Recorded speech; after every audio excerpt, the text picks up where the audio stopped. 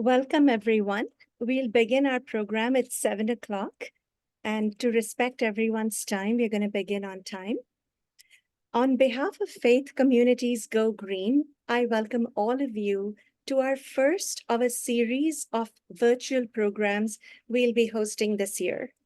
My name is Becca Desai, and I'm co-leader of the Education Lifestyles Working Group, which is one of the 3 working groups of FCGG. I'll be your program host today. Today's program is titled Living with Plastics, Myths and Facts. Plastics are in products that we use every day and help keep us safe. They are in bicycle helmets, child safety seats, automotive airbags that protect us, and cell phones that connect us. Plastics also help us keep our food that we eat and serve our families safer and fresher than ever before. In fact, plastics impact the life of every person every day and everywhere. Without plastics, food waste would increase, fuel costs would increase due to the heavier vehicles. Even medical care would be very difficult, if not impossible. But unlike other materials, plastic does not biodegrade. It can take up to 1,000 years to break down. So when it is discarded, it builds up in the environment and until it reaches a crisis point. The pollution chokes marine wildlife, damages soil, poisons groundwater, and causes serious health impacts on humans. Plastic also causes and contributes to global warming. Among all plastics, almost all plastics are made from chemicals that come from the production of planet-warming fossil fuels like gas, oil, and coal. By 2050, researchers believe that there will be more plastic than fish in the oceans, as the rate of plastic production and plastic pollution continues to compound with each coming year. We're all here today because we all want the same thing, a healthier and a more sustainable planet for our children and grandchildren. In our program today, our wonderful speakers will inspire us with information and tips that we all can use as individuals or as a community to cut down our use of plastic wherever possible and reduce our plastic footprint.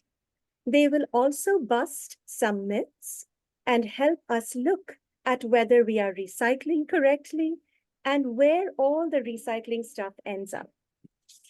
Besides what you hear from them today, our team has put together a great educational and action-oriented toolkit for your use, which you can download on your devices as soon as we put that link for you in the chat. Before I go on to introducing my speakers, my guest speakers, I'd like to request you all to please let our speakers speak undisturbed. Even if you have a question or comment for them, reserve it until we open the program for Q&A. But along the way, if you think of a question, please feel free to drop it in the chat box. And also, may I request all of the audience members to please mute yourselves. Thank you for doing that for us. And now I'm going to introduce my first 2 guest speakers to you, Susan Vogt and Susan Carlson.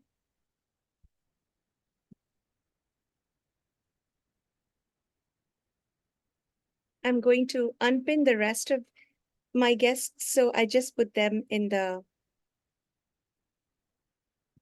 on the screen for you.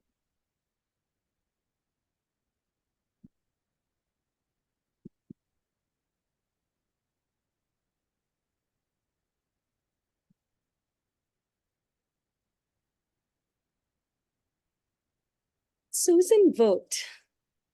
Susan Vogt is a speaker and writer on family, the environment, and spirituality. On a personal level, Susan lives in Covington, Kentucky with her husband, Jim. They have 4 adult children who wander the world in search of meaning. On a professional level, she has an MA in counseling and has worked as a social worker and a diocesan family minister. On a faith level, she attends St. Francis de Sales Catholic Church in Cincinnati and is a member of the Anawim community. On an environmental level, in 2010, Susan started trying to simplify her life. She then narrowed her focus to the impact of plastics, and eventually it narrowed it further down to reducing single-use plastics. Now she tries to blend all these interests, family, faith, volunteer work, and environmental commitments to contribute to a more loving way of life on our planet. Welcome to our program, Susan. Susan Carlson is a sustainability advocate. She's on the Social Justice Committee at Congregation Beth Adam.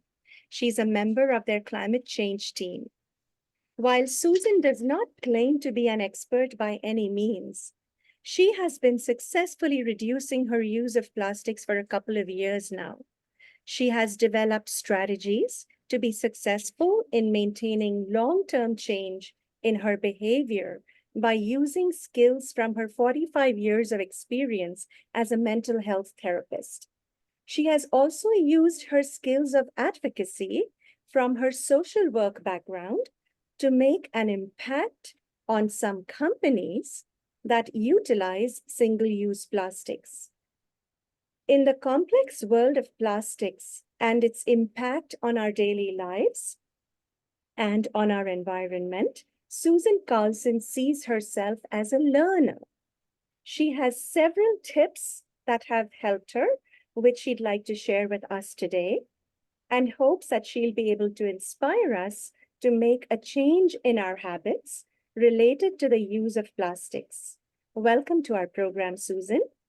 We are thrilled to have you both with us today, Susan Vogt and Susan Carlson. Thank you for giving us your time today. I'm going to pose a question to you, and then you both can respond while I get off the screen. What would you both like to share with us today, which will help us and motivate us to further reduce our plastic footprint in our daily lives?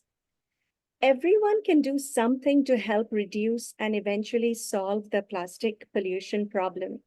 We'd love to hear from you both what you have to share with us, and also hope that you'll address a couple of myths about single-use plastics. You have about 15 minutes to respond.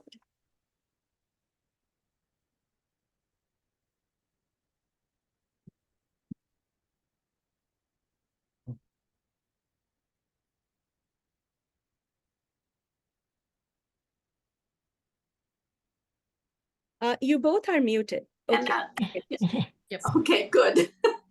Becca, we don't have the split screen. You don't have a split screen?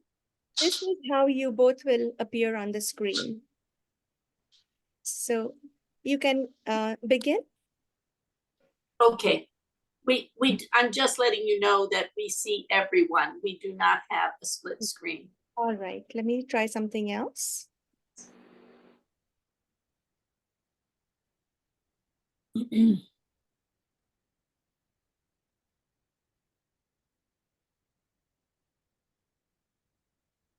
Okay, we see Susan Vogt.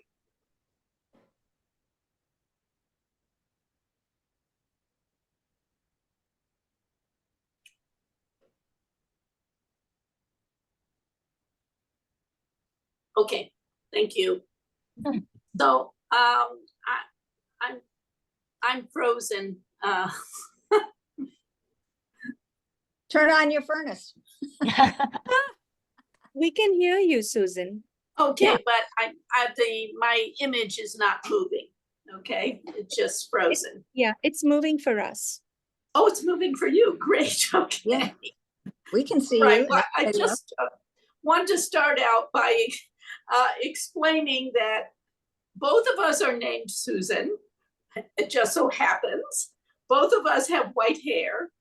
And it was not planned that both of us would wear a black sweater with a pink turtleneck tonight. So just letting everyone know that we are not twins, right? So it was kind of funny. I want to start by busting a myth, okay? And that is that I know what to recycle. And the fact is that 15 to 20% of what's put in the bins is stuff that you cannot be recycled and is going to go back in the landfill. So facility sorting takes money that reduces the incentives of recycling companies to support that effort. So we need to know what Rumpke takes and not engage in what's called wishful recycling.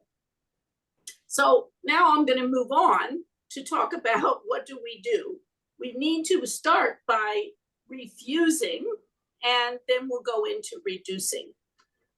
So refusing is something that means that you choose not to use some kinds of plastic items as an internal action to yourself, but also refusing to accept an item from others who are offering it to you. So that can be very awkward.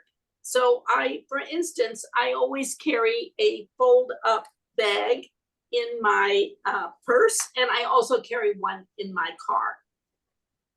If I forget to bring my bag in, or I don't have the fold up one with me for whatever reason, then for my own self, I suffer the consequences because I'm going to refuse to have a bag in the store rather than take the plastic one. And that awkwardness of not having a bag for your items is a very good teacher for me, and it might be for you for the next time to remember the bag.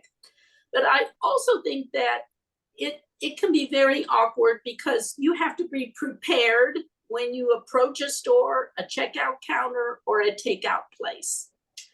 And you're going to be handed something in plastic if you're not prepared. And so you need to announce ahead of time that you have your own bag. Sometimes I say it twice. If they forget or just by automatically do it and the bag is presented to me, then I ask them to remove the items and put them in my reusable bag. So that means that when you make a commitment to refuse, it means you kind of have to refuse. And sometimes people don't understand that you really don't want the plastic or why you aren't taking the item. Sometimes I have to say no twice to people. Sometimes they want to know why I'm not taking the item or tell me it's going to be a bad thing if I don't put this thing in plastic. So I have to say, that's okay. I'm okay. I don't want it. So all of that said, it can be difficult. When you're in the store, now you're in the store and you have to choose the items to buy. And I try to choose items that are loose, that are not encased in plastic. I carry my own vegetable bags, so they look like this, easy to buy online. When I'm choosing packaged items that are in the center of the store, I first look for glass, paper, or metal containers because I'm going to choose those instead of the plastic one. If I choose an item that's packaged in hard plastic, I look at the numbers on the bottom to choose ones, if possible, that can be recycled, either at home or in your Rumpke bin or at the hub, which will be explained later. I try not to choose ones that cannot be recycled, and this is the symbol on the bottom. It means it cannot be recycled anywhere. All that said, you can't do all of this at one time. So just choosing one thing to work on will really help. Sometimes I forget and I just have to let it go. And I still buy my berries in #1 plastic clamshells, even though it kills me every time I do it. So now my counterpart is going to talk a little bit about some of these. Okay, well, true confessions, sometimes we have the number ones for berries too, if it's not in the summer when we grow them in our yard. However, my excuse is partly that my husband does the grocery shopping. And so he buys them and I try to eat as few as I can and eat bananas instead. But thank you, Susan. You talked a lot about food shopping, and what I'd like to do is go beyond that. And so how do we refuse and have substitutes for plastic, especially when we're eating out? That would be a time, or we're not at home. And one thing I do is I have what I call my magic purse. It's just 6 inches by 7 inches, and I take it anytime I'm out in the car, because of course it has my driver's license, my money and credit cards and IDs and keys. But when I'm eating out, one of the ways that I have found to refuse plastics that often come while you're eating is the utensils. And so I have a spork, spoon, fork, knife, all in one, fits in my magic purse. And the other thing I carry in my magic purse is this little cup, not made of plastic. Oh, and good, you have a metal one. Yes, mine is made of silicone. It's collapsible though, and it therefore fits in my magic purse also. Another thing that I have, although I don't use straws a lot, but I have this straw that fits in my magic purse. Actually, it's got a little plastic container. And so I figure at least I've got it with me, so I don't have to use the ones that they give me in the restaurant or the takeout place. So those are some of the things that I carry in this purse that are small. But like you, there's sometimes I have plastic that I can't really avoid. And one thing I try to do is reduce it. And that's that I carry in my magic purse a generic name tag, because I go to a lot of meetings, and each meeting you go to, usually they have you, make up a name tag. But I figure if I carry my own with me all the time, it's thin, it's small, I don't have to waste their paper and their, adhesive with a separate name tag. And there's another thing that I wanted to share with you that is not directly plastic substitute, but it is this thing that looks like a little credit card. But really it's a toolkit. It has a scissors, a knife, a magnifying glass, screwdrivers, all kinds of things in this little thing. Slip it in my purse, just like a credit card, and it keeps me from needing to carry a lot of other extraneous things. So what about, let's see. Oh, and I keep hand sanitizer. That doesn't, it comes in a little plastic bottle, but I keep it in my purse just for health reasons. Now, a myth that I wanted to deal with, though, goes on to the reduce, reuse, recycle part of the talk.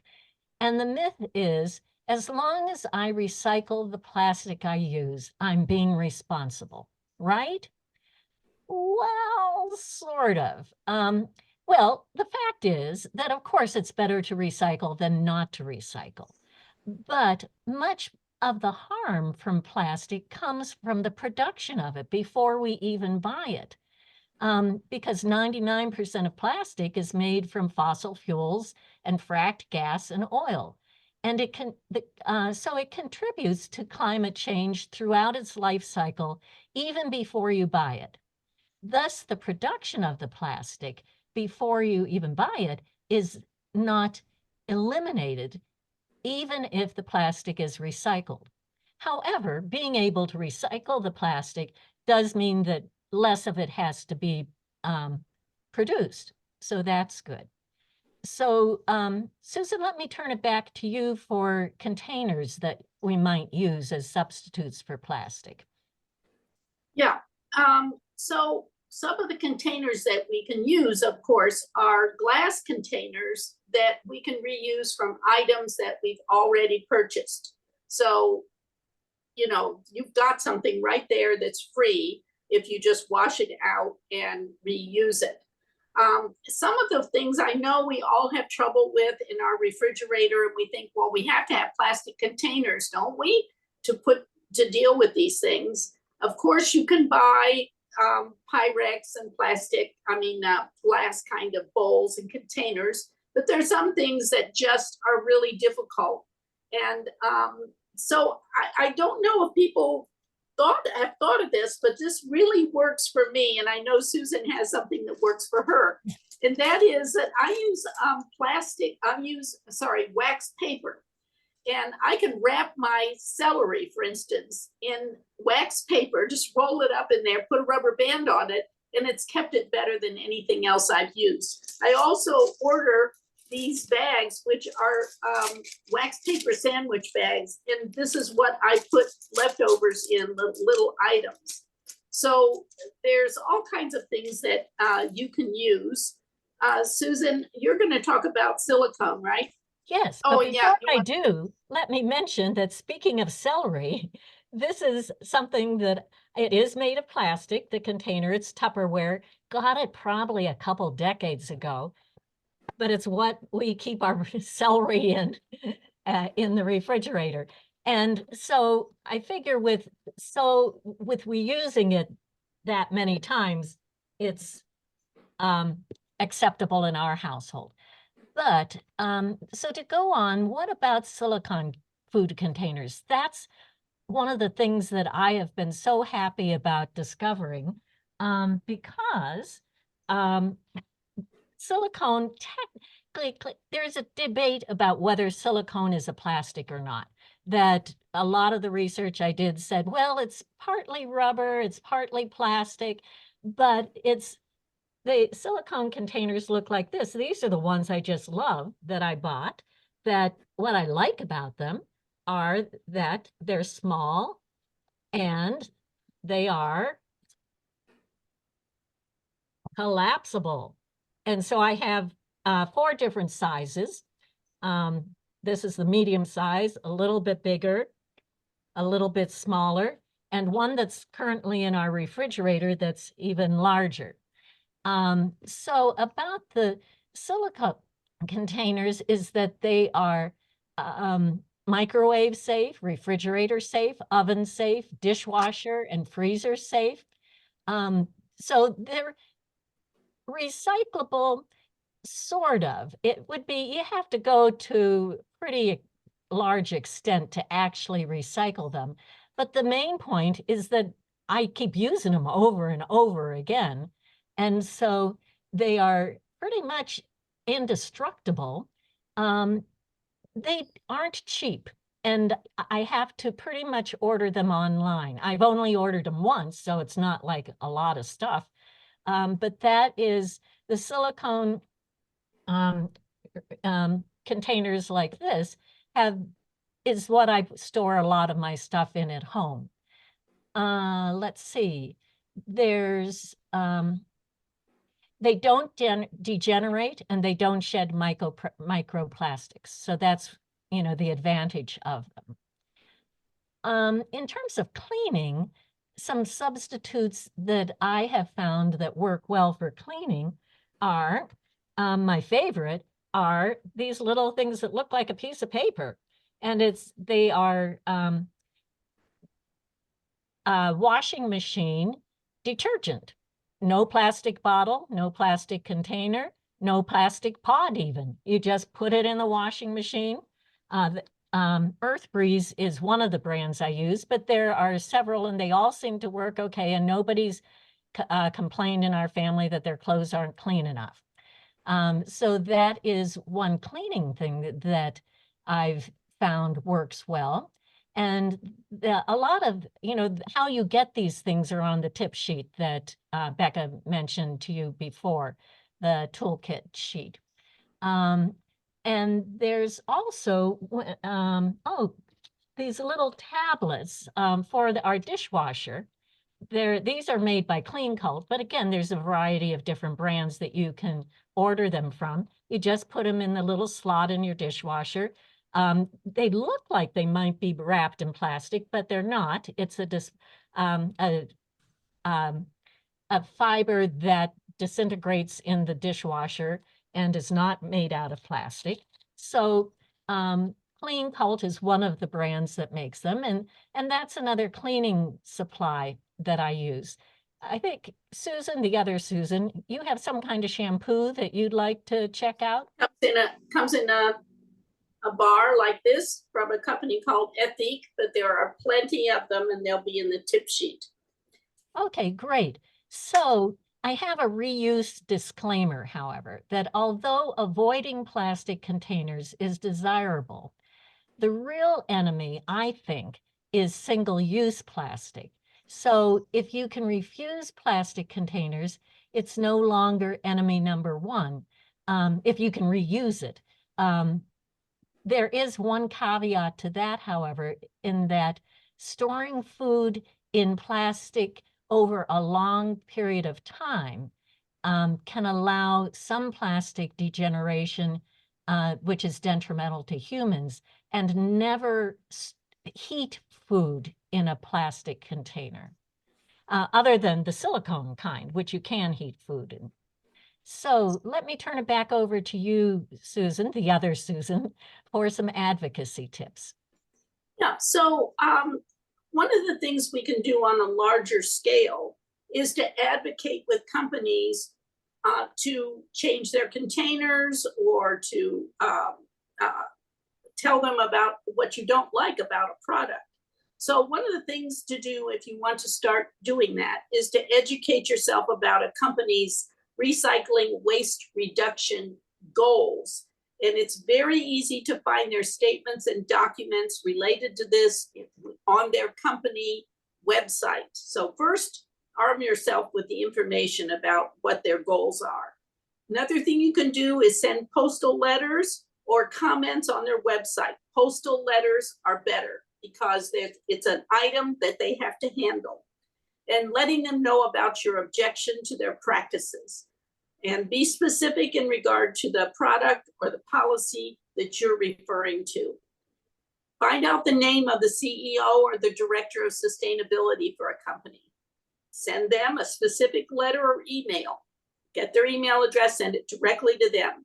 Send photos of the product that you're referring to, or consider returning the actual product with your letter, which I have done and gotten very good responses from, because that requires them to actually open a box. And let me tell you, that gets attention. So be sure and research and suggest alternatives to a company. For instance, I suggested to Driscoll that they use the European packaging, which they in Europe looks completely different than the packaging they use in the United States. So I advocated for that. And be sure and keep the dialogue open if you get a response, because I have received detailed letters from directors of sustainability and CEOs telling me what their policies are, why they have this policy, and you know, they're hearing you, they're interested.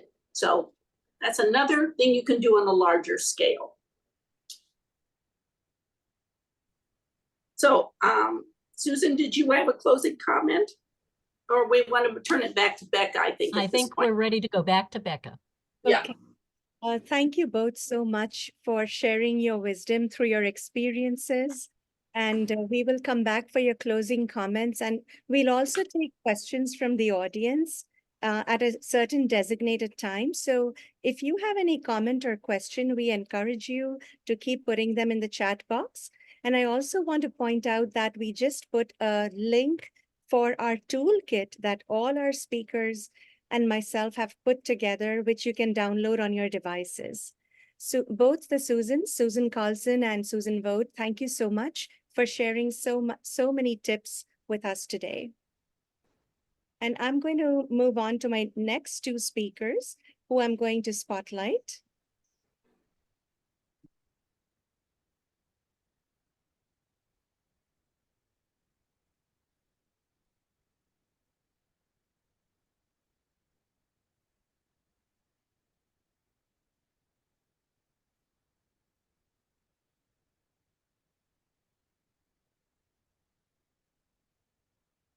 My next two speakers are Hannah and Colleen.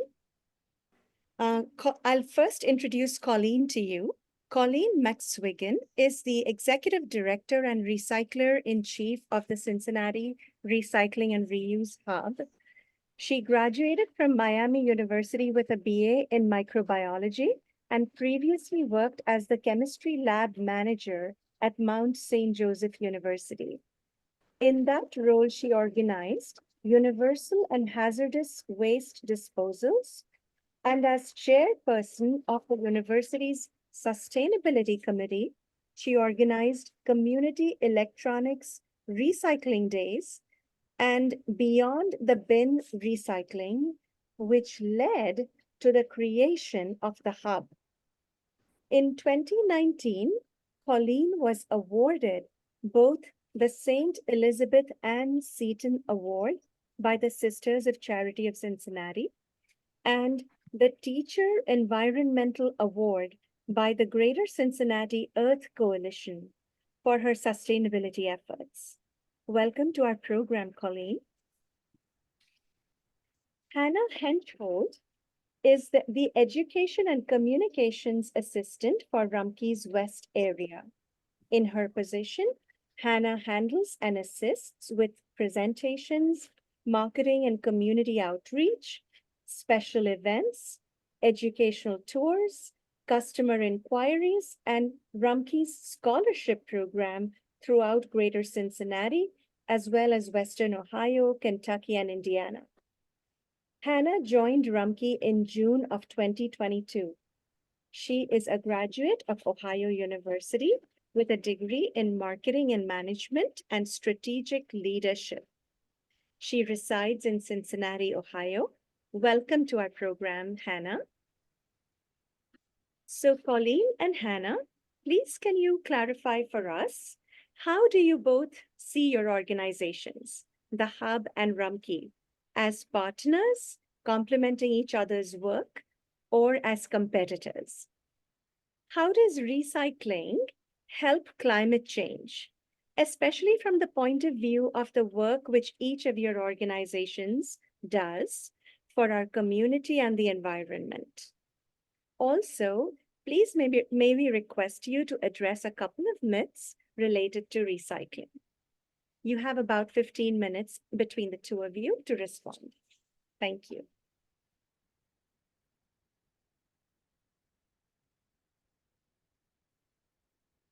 You're muted, Hannah.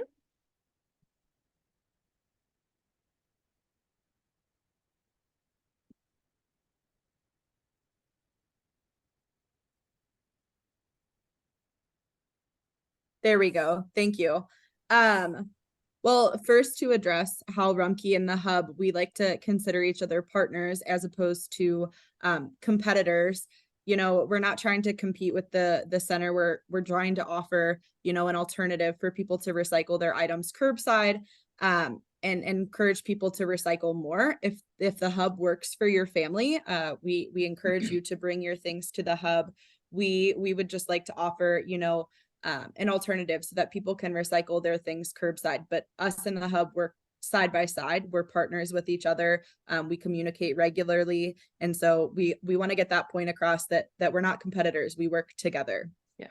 Yeah. And to be honest, we could not do everything at the Hub that Rumpke does at their MRF. That's a material recovery facility. I mean, we have not even touched probably 1% of what could be recycled in the Cincinnati area just because we aren't that big and because we rely on people power. So we try to take the stuff that can't go curbside and we leave the curbside stuff to Rumpke. Yeah. So Becca, I'm not sure. Oh, go ahead. If you're ready for your slides, just let me know. Yep, that's what I was going to say. You want me to show them? Yep, go ahead. Okay. Oh, you're muted, Hannah. Oh, okay. Are you not able to be unmuted again?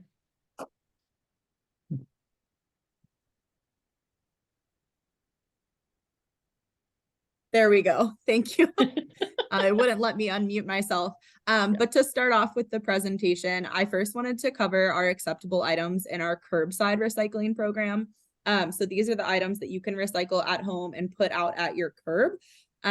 These are items that the hub will not take. If you bring them to them, they encourage you to take them to Rumpke. So the way to dispose of these is to put them in your curbside recycle bin.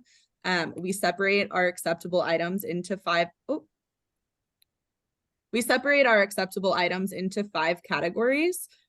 I think she's trying to get back to I think it was maybe automatically. Oh. Oh, Uh,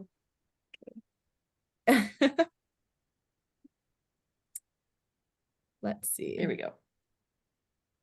Are we back up? Not yet. I'm going to start again. Yep. Okay. Yeah, it might have been trying to run automatically, I think. I can go without it, but it helps to have it up so that everyone Yeah. can visualize. If you maybe press the arrows to go back to the front, that would help. I know. Let's see here. There we go. So at Rumpke, we separate our acceptable items into 5 categories to just make it easier for people to remember what can and cannot be recycled. And obviously this applies to your workplace and also residential. So at your home, those 5 categories are paper, plastics, metal, glass, and cartons. I want to kind of dive into each of those categories a little bit. Paper, everybody knows what paper and cardboard are. But one of the less obvious things is paper cups, such as your Starbucks cups or any of those coffee cups, things like that. Those can actually be recycled curbside. So you can put those in your recycle bin. Another less known one is things like paper towel rolls and toilet paper rolls. Those are all made of cardboard. We welcome them in the curbside recycle bin. And then another one that we get a lot of questions on is pizza boxes. Those pizza boxes are acceptable. If there are a couple spots of grease on the pizza box, it's completely fine to put that in your recycle bin. We just don't want it coated in grease and sauce and cheese. The next category is plastics. And so in order to make it easier for consumers to know what can and cannot be recycled, we like to focus on the shape of the container as opposed to the number that the plastic is. A lot of times we hear that there's either not a number on the plastic or you can't see the number. So we separate it into shape of the container, and those shapes are bottles, jugs, tubs, and cups. So any plastic bottle, any plastic jug, plastic tub, which is like yogurt, cottage cheese, butter, sour cream, and also plastic cups.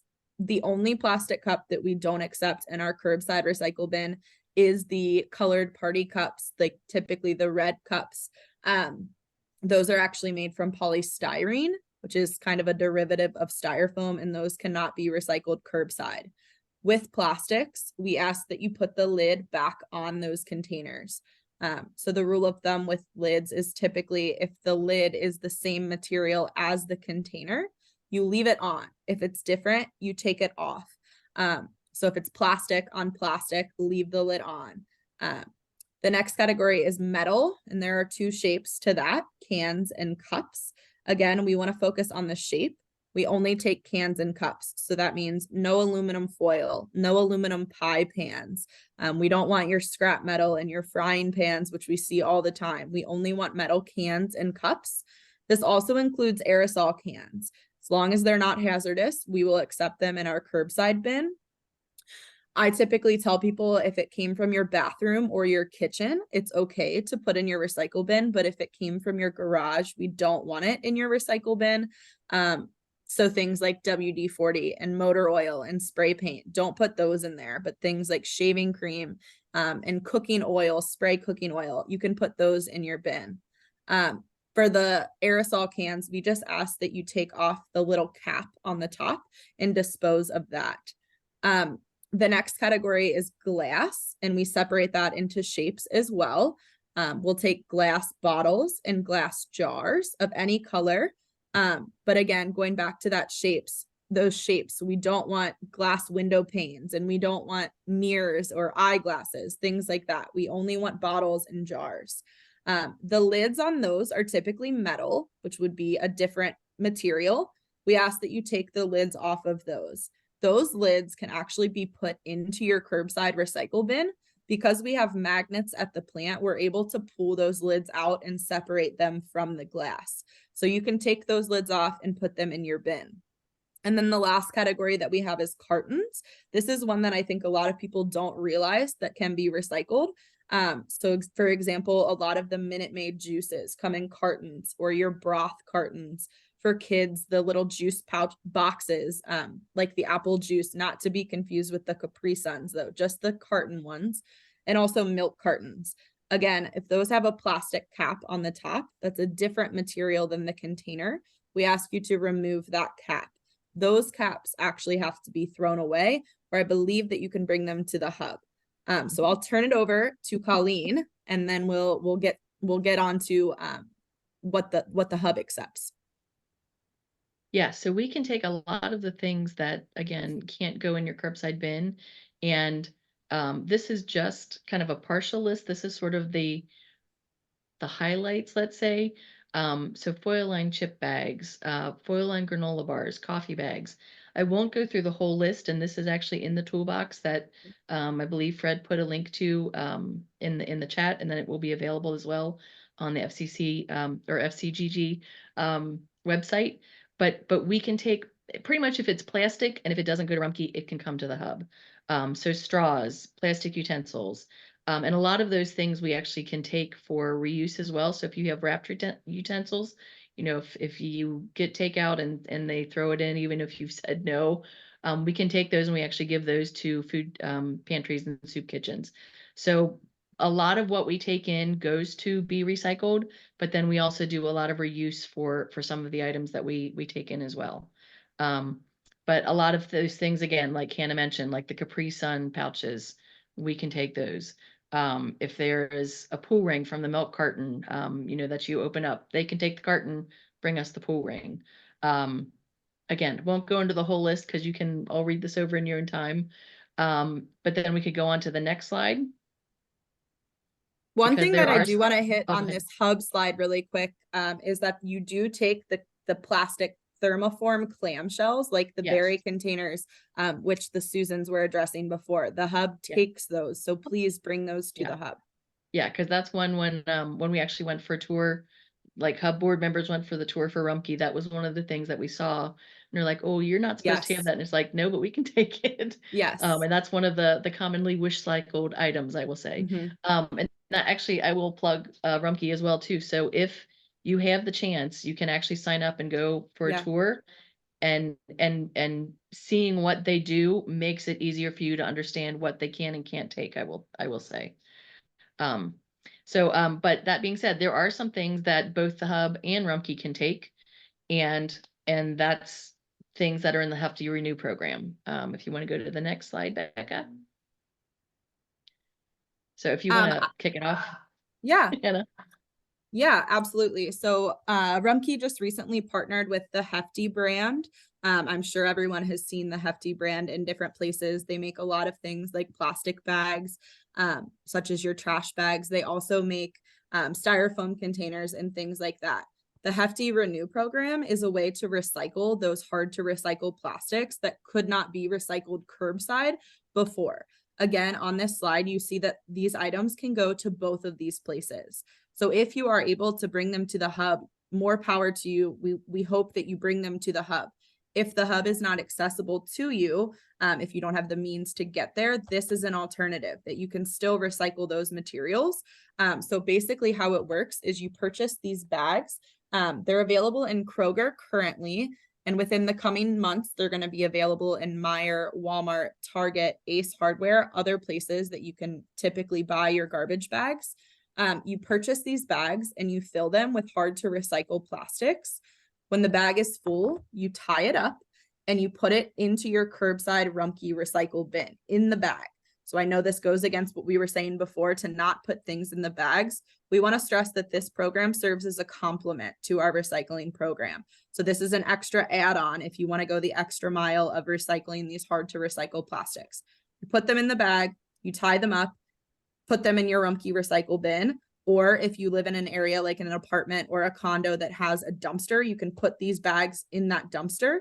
They'll get taken to the Rumpke facility, the MRF, the material recovery facility, and they'll get pulled off the line so that we can send them to the proper end user to get recycled.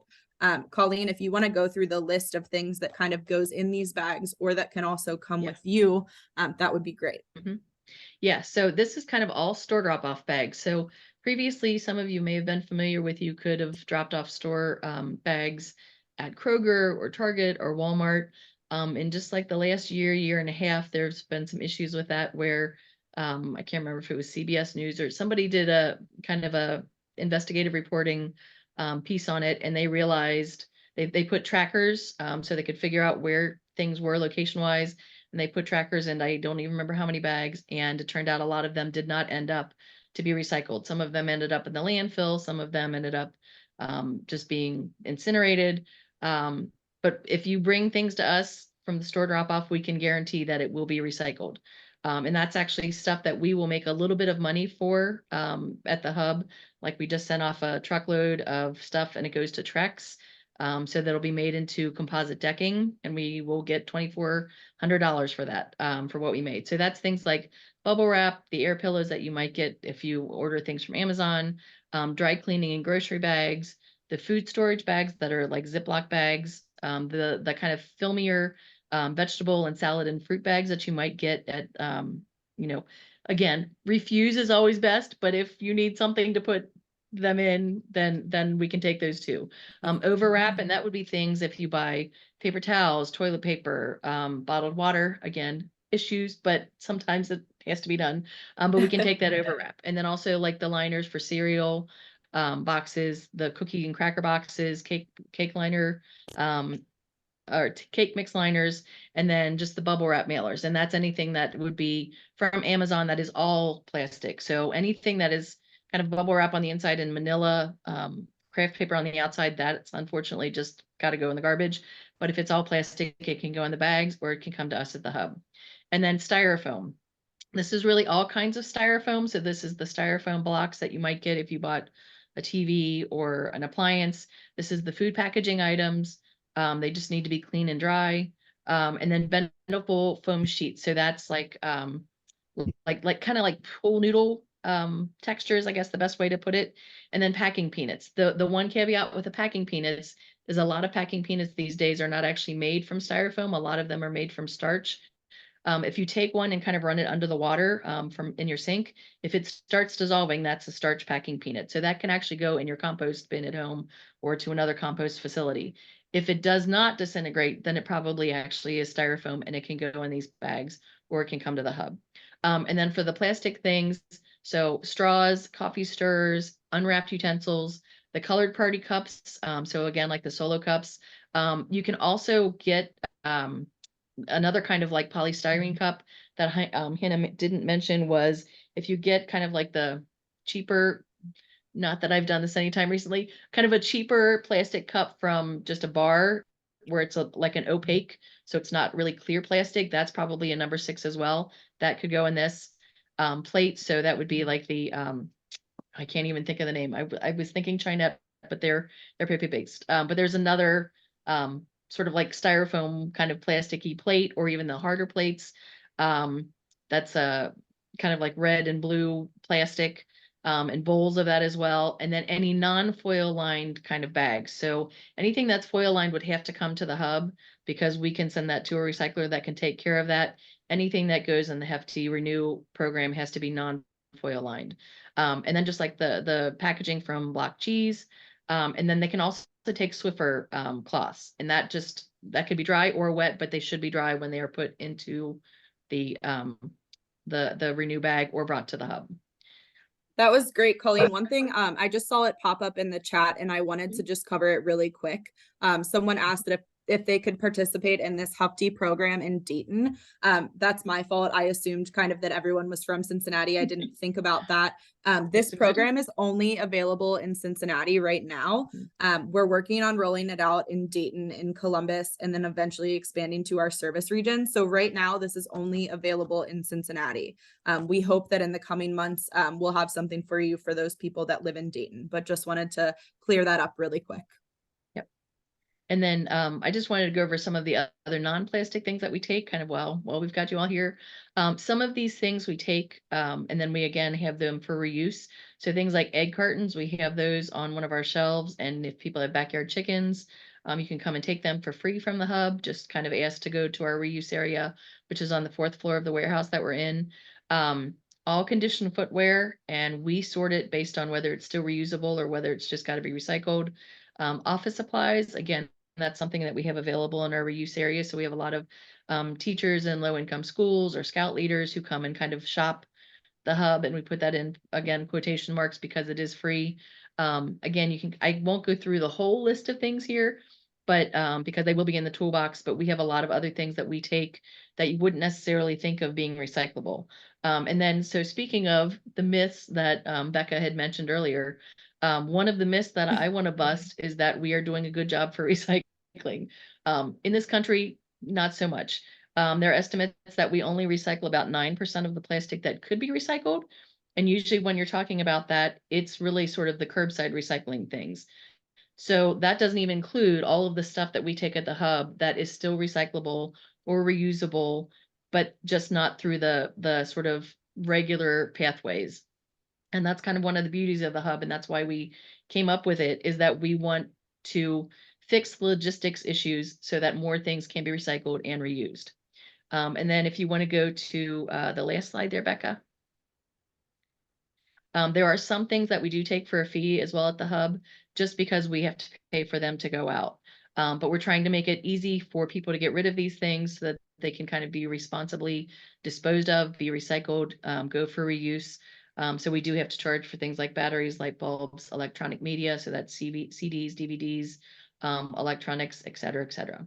And I think that's it for us then. I have one more, and it's my myth that I was going to bust for this presentation.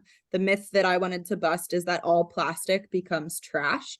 Again, I cannot speak for every company across the country. I can only speak for Rumpke's sake. And with that, there are numbers to kind of prove it. Everything that comes into our facility is weighed along with everything that is leaving our facility, and everything is scanned. And so we know the composition of everything that's coming through. With that being said, our residual rate sits at about 13 to 15%, meaning that out of everything that comes into our facility, 13 to 15% of that material is going off the back end as trash per se. Of that percentage, that 10% chunk in there are things that should not have come to us in the first place. Those are things like tires and propane tanks and plastic bags, things that we didn't want in our curbside recycle bin. So what that leaves is 3 to 5%. That 3 to 5% are actual recyclables that we missed, things that our machinery did not pick up on, or the people that we have working in that plant. That 3 to 5% is constantly being evaluated. We are constantly looking at that number and being like, hey, I'm noticing that a lot of paper is making it in that 3 to 5%. Or, hey, I'm noticing that a lot of polypropylene is making it off that 3 to 5%. When we notice that, that's when we invest money in machinery and technology that's going to be able to sort through that. So out of everything that comes to us, we're really only missing 3 to 5% of those recyclables, which is great in the recycling world. There are MRFs, other material recovery facilities across the country that run 30 to 40% residual. So that 3 to 5% that we're missing is something that we're really proud of. So I wanted to clear that up for you all, so that you understood what Rumpke does and how we sort that material.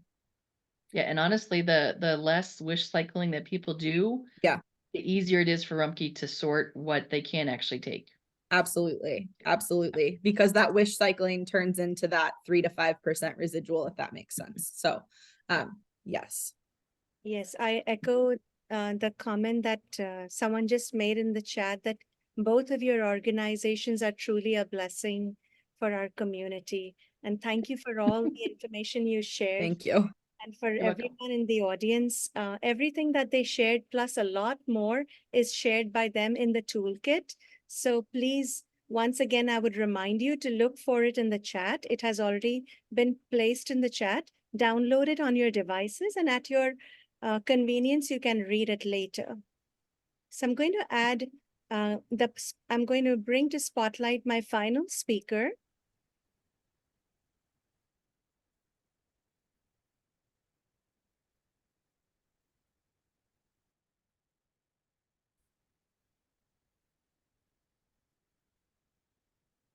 Kyle Vath, and I'm going to introduce Kyle to you now. Kyle Vath is actually my co-leader of the Education and Lifestyles Working Group of Faith Communities Go Green. He's also a parishioner at Christ Church Cathedral Episcopal Church in downtown Cincinnati. Hello, Kyle. Welcome to our program. Kyle, my question to you is, as a parishioner who is so actively involved in your own life and in the community to help climate change, please can you share with us how a house of worship can reduce or make a beginning to reduce its plastic footprint, especially in its journey towards care for creation? You have about 10 minutes to respond, Kyle. Go ahead. Thank you so much, Becca, and thank you everyone for joining. And what a great presentation. There's been some really great information, and I see there's lots of really good questions on what is recyclable and what is not. So I'm going to cover my section very quickly and allow time for questions as well. So the first thing I want to start out with is really busting a myth, and that is the myth that, you know, refusing a plastic bag is really not going to make a difference in the world. It's not gonna you know, change the problem of climate change. And I want to say that that is a myth and very much false, in that, yes, you know, maybe if you just avoid one bag, it's not going to make that big of a difference. But we don't know the impact of what that does when we work together in community. And when other people are inspired by the work that you're doing, I know the Susans who were sharing, I came up with a couple ideas on how I can live a little bit differently. And what brings us together, most of you found out about this presentation because you are a part of faith communities. And this group, Faith Communities Go Green, by nature of being a part of this, we assume that everyone has a different faith community. And we have this beautiful rainbow represented here with this audience here. And we're so glad we have so much representation from so many different faith communities. And so we have an opportunity to work together as systems, as a community, to make it more than just one bag, but really amplify our impact and make a difference in the world. So that's really what I want to start out by encouraging you in as we work together with our faith communities. We had several people mention throughout the presentation that, you know, this is also a part of climate change, is part of using fossil fuels. And a lot of times we just think, you know, these plastics end up in our body or in the water, and that's bad. And it also is contributing to the problem of climate change. Plastic use is a part of what we often will call Scope 3 emissions. And the production of the plastic creates fossil fuels, as well as sometimes even the recycling of it can create fossil fuels, which contributes to climate change. So it is important to keep plastic out of the water and out of our bodies. And it's also important to think about as we're trying to keep the temperature of our planet low. You may have heard that Cincinnati has a Green Cincinnati plan, and we are in a really good spot in our country. Sources for recycling and those types of things, but also our city and our region is really a leader in this type of work, and they have developed a Green Cincinnati plan. And we as Faith Communities Go Green are working to actively align with many of the initiatives that are within that Green Cincinnati plan. So I'm not going to read through all of these, but I pulled out some of the key areas under the zero waste category. And you'll see here as I scroll through some of these that there are numerous interventions and action steps and categories that the city is trying to work towards. And by nature of us working together with them and aligned with them, we are also trying to meet some of those by even this presentation today. So you can see, you know, several comments about single-use plastic items and supporting the hub and Rumpke and numerous types of opportunities that we are working for as a city from the ground up and from the city government down to each of us. So just keep that in mind. If you're interested in looking at this on your own, just Google Cincinnati Green Cincinnati Plan, and it will usually pop right up. And it's really some interesting information that can make sure that we as faith communities are aligned with what the city is doing as well. So what are some practical things that we can do as a faith community? Well, we'd always encourage you to begin by forming a green team. And a green team is just a group of people who care about the environment at your faith community, a bunch of like-minded people who this is important to, who can provide camaraderie and support, and that you can be powerful in numbers and really make a difference together in your faith community. So the first thing we would encourage you to do is form a green team. On our Faith Communities Go Green website at fcgg.org, there are numerous resources that can help with forming a green team and how to do that and give some strategies. We have multiple videos and presentations that we have recorded there, and really encourage you to do that if you are not a part of a green team or if you don't have one at your congregation yet.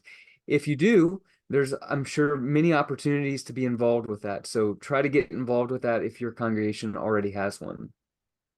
The second thing would be to look at your faith community's use of single plastics. And in the toolkit that Becca is providing, there is a little audit that I created, and it helps you to walk through your congregation if you have a facility, or walk through some of the events in your mind that you have maybe routinely together, and think about what are the plastics that you are using.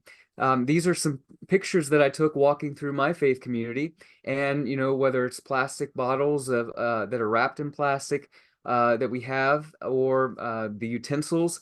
But it's a little audit that you can walk through and make sure you are aware even of which plastics you're using and what you could maybe eliminate. Second, or the third, is to investigate what your faith community has already said and done. So I'm a part of an Episcopal church, and the Episcopal Church, the National Episcopal Church, has already made multiple resolutions at our convention about single-use plastics. So one of the ones I was aware of when I started looking through this was that they had already said, we encourage all congregations, when you have events and gatherings, to not use single-use plastics. And many people, as evidenced by these plastic bottles that were on our shelf, are not aware of that. So just finding out what is already being said within your faith community. I know the Jewish community has numerous statements that have been passed, and they have individual organizations that are within the Jewish community who are working on these very things. So find out what is specific to your community and what has already been done, what initiatives are in place from if it is a part of a larger denomination or a larger group. Find out what that is, and then find out some of the things maybe that have been done at your individual and local congregation. Then look at the processes and channels in your organization or in your congregation that are needed to change things. So maybe you have a board, maybe you have a committee, maybe you have certain processes that you have to go through, maybe a pastor or a minister or a faith leader is the person who makes the decisions locally. Whatever it is, try to figure out what the processes are. And then the next step would be to develop a short-term plan to make just one change. As several people here said, don't, bite off the whole elephant here. It's one piece at a time, in little bite-sized pieces. Try to make one change and make a short-term plan for that change. And then finally, work through those channels that you learned about, whether it's your board or the leaders in your organization, and figure out how to implement that plan. So I'll give you just a quick case study at my congregation. So we, first of all, we noted that we didn't have a green team. So about a year and a half ago, we passed a resolution with our board. We call it the vestry, and we passed that board a resolution saying that we would form a green team. And so it made it an official ministry of our congregation. Next, I really did a lot of searching throughout our Episcopal statements and actions and resolutions, and found that there were numerous resolutions in support of recycling and not using single-use plastics. We then, one of the areas of change that we needed to work with was our facility staff, who manage the grounds and the recycling and the trash and those types of things. So we met with them and discussed this topic, and we ended up, or the staff ended up purchasing recycling bins and started recycling and composting on the site. So you can see that it's a very small thing, but we encourage you to take small steps to really make a difference. And as a system, as a community, you can really make a difference together. So I'll turn this back over to Becca.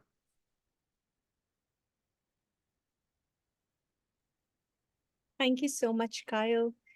All of you speakers just warm my heart with all the wealth of great wisdom you are sharing with us today. And I hope that everyone in our audience also appreciates everything our speakers have shared with us today, just as I have appreciated it.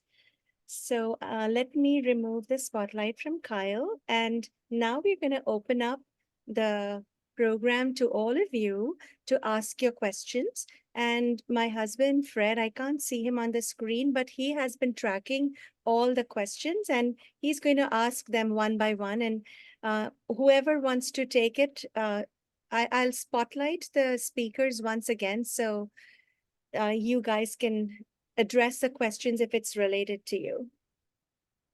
Yeah, hello. So the first question, I think Susan Burt can possibly answer this. It's about the health concerns about leaving reusable items in your car. Like you mentioned, you can leave items that you can take to the restaurant for carry out. But if you leave it in your car and the car gets hot and cold, isn't that going to impact the plastic container that you would have? That's the question. I think you're on mute. Let me see.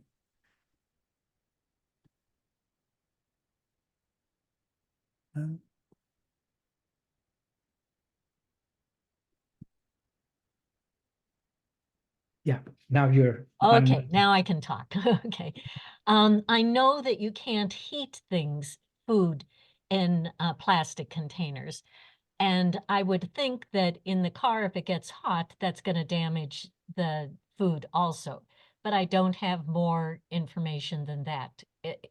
Does anybody else have information? So Susan, I think the question was, you keep the containers in the car. So in case you go to a restaurant, you have leftovers, you can use those containers.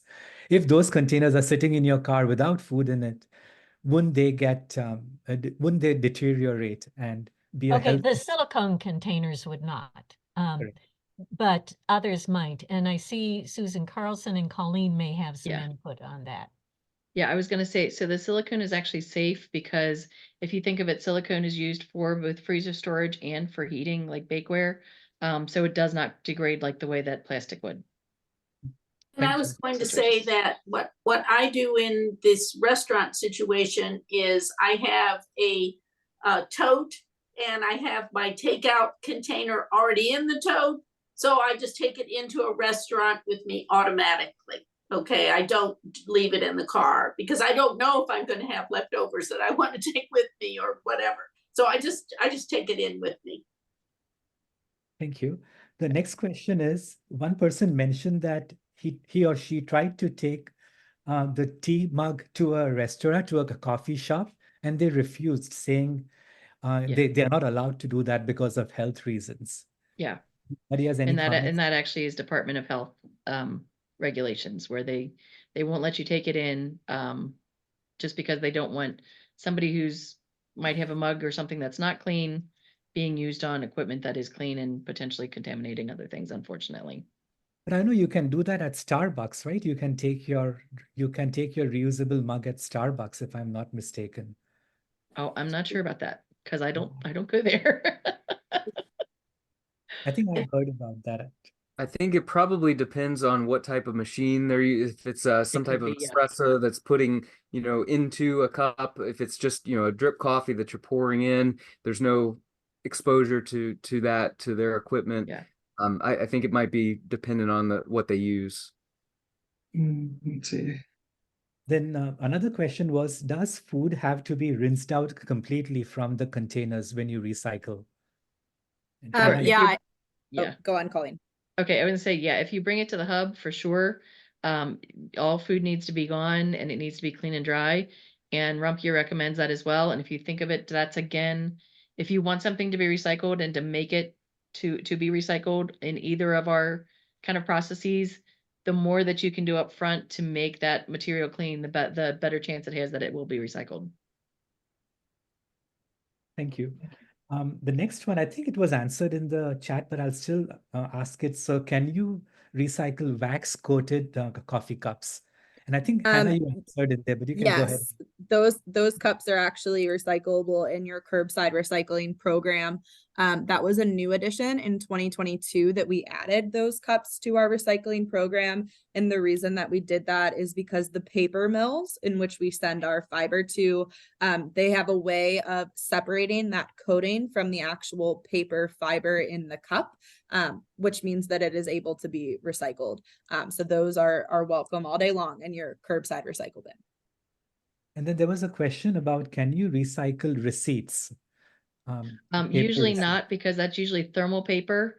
So if that gets heated kind of in the recycling process, it all turns black, and then everything that they're trying to save has little black flecks in it. So anything, if you get a thermal receipt, if it is just like a paper receipt, if it's, I don't know, printed from an actual printer or something instead of coming out of the little scroll thing, if you want to call it a restaurant or something like that, but it's potentially recyclable. But if it's a thermal receipt, that's just garbage, unfortunately. Okay. Someone mentioned that on ABC News, there was a report where they say that they put dozens of trackers in plastic Yeah, bags. that's the one that I was talking about earlier, and Were very few of them actually got to be recycled. Yeah. One wanted to know if they can download the presentation that Hannah and Colleen put together with Yeah. all the information. Mhm. So I'm sure they should be able to. Yes, also in the toolkit, all of the graphics that we have on the slides are in the toolkit as well. So Yeah. that's all on there. Yeah, and then there's links to both of our websites as well for the hub and Rumpke. Yeah. And then a couple more questions. I think this was answered too about wrapping paper. Is that acceptable or not? Wrapping paper is acceptable in your curbside recycle bin as long as it's not foil lined or glitter. So you can typically tell if it's foil lined, and obviously if there's glitter on it, don't put it in your curbside recycle bin. But a lot of the basic just wrapping paper, the ones that are very easy to tear, that can be recycled curbside. And we saw a lot of it over the past couple months. Yeah. And if there's somebody who has like half of a tube left of wrapping paper or something, we can actually take that and we put that on our reuse shelves at the hub. And we have a lot of people that like they'll do a shop with a cop kind of thing before Christmas, and they will come and get their wrapping paper from us. And the last question I have here is there a movement to enforce the plastic bag ban in Cincinnati? There is, and the ordinance passed, but then the state kind of usurped that. So at this point, it's a state issue. There was one question earlier in the program where someone asked, what do you do if you cannot afford these specialty items that like the substitutes for SUPs that Susan Boat and Susan Carlson were talking about? A question asked was, what do you do if you can't afford to buy those items? I think that using just a paper bag, which doesn't cost very much at all, is one way you can just use those. If I get a prescription from CVS and it's in a paper bag, you can use that paper bag again to put things in. This doesn't cost very much at all. Okay, so some of these things are not expensive to use. The little sheets that you use in the laundry are no more expensive than what you would buy at Kroger's. So the silicone is pricey, I have to say that, but it lasts forever, but it is pricey. And if you can't use it, then, you're doing the best you can, all right? And so that's what matters, is if you're just trying to do something, and it counts. I think we will end the Q&A portion of the program, and I'll come back to all my speakers. And I want to request you all that what is your closing comment or your most important message that you want to give the audience that they will take home with them, be inspired to make a beginning today? And if they're already doing something, they'll be inspired to do more. So let's start with Susan Vogt. And about a minute each would be good. Okay. Well, I guess if I have one thing to say is that know that even though you are only one person, you can and are making an impact. We influence others. And if enough people do this, change can happen. Talk, use your money and your pen or computer to contact officials that leads to systemic change. And it also, just talking with our neighbors and our friends allows the whole process to be multiplied beyond just my personal work. Colleen, would you like to go next? Yeah, so I would echo what Susan said. Do what you can, but I would also kind of have a caveat of we know that this can be overwhelming. We see people that come to the hub and they're kind of like a deer in headlights and they don't even know where to start.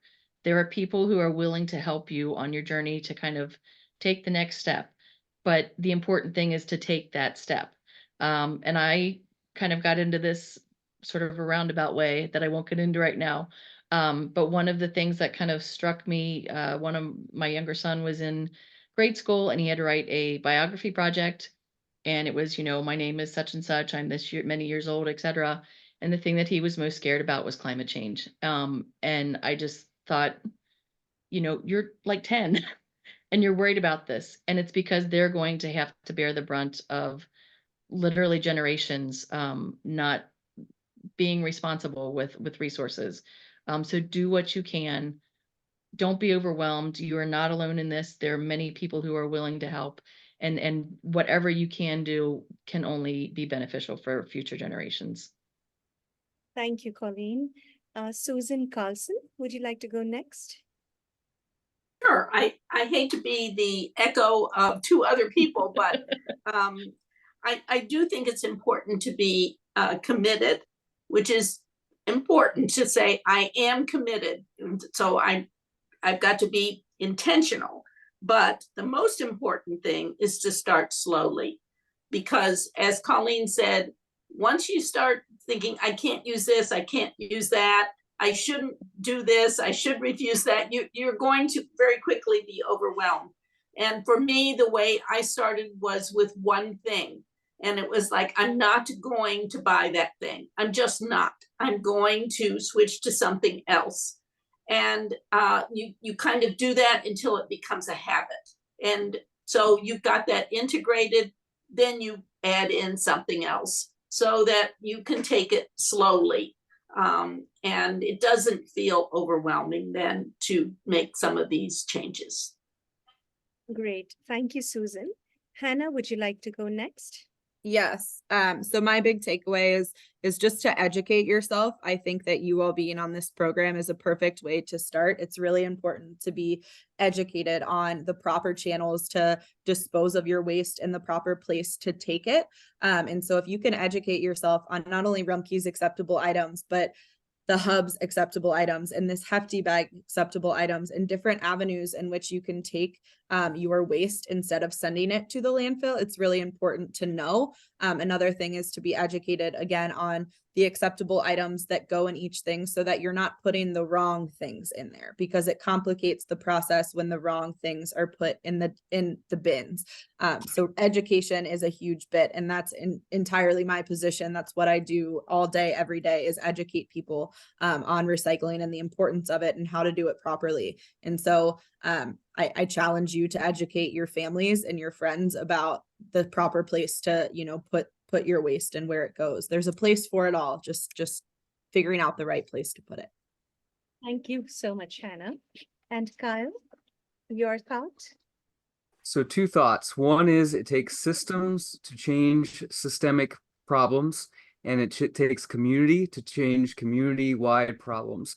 And all of us are parts of some type of faith community, I'm assuming, since you're here. And you can really make a difference when we're working together in those systems and those communities. The second thing is faith communities have a really unique opportunity to speak up for environmental justice, and plastics and climate change are going to be are going to and are already affecting and impacting people who live in poverty and are marginalized communities. Whether it's plastics, people who live in poverty are often they are required to, or they're using cheap plastics and they're eating food out of plastics. And we're seeing time after time with all the new research that there are so many nanoparticles of plastic getting into our body. And so people who are living in poverty using plastics and then consuming that, it's a public health issue. It's an equity issue. It's an environmental justice and injustice issue. And so I just encourage all of us as people of all different faiths to continue to be the voice for environmental justice in all different areas. That's great. Thank you, Kyle. I thank all of you, our respected speakers, for all the wisdom and knowledge that you have shared with us today about plastics and what we can all do individually and collectively to reduce our plastic footprint in our world. Thank you all once again for your incredible contributions to this program and for everything you have gathered for our toolkit. So thank you for that contribution as well. I also want to thank all of you in the audience for your interest and your attention today. Increasing awareness is the first step towards making more informed decisions in our lives. We hope that you found today's program informative and useful. We hope that you'll use at least one tip, if not more, from our toolkit to cut your plastic use or make further cuts in your use of plastics wherever it is possible. And you can increase the impact of our toolkit by sharing it with more people in your lives. We hope that you all had a chance to download the toolkit that we have put in the chat for you. If not, please download it now before we end the meeting. And before you go, we wanted to invite all of you to our next program on 26th February at 7 p.m. again. And the title of that program is Managing Your Finances in an Environmentally Responsible Way. We had placed the flyer for that program in the chat also. We hope that you clicked on that flyer for that program and hopefully you'll register for it, because without registering, you won't receive the link to attend the program. So on behalf of all of us at FCGG, Faith Communities Go Green, thank you all once again and good night.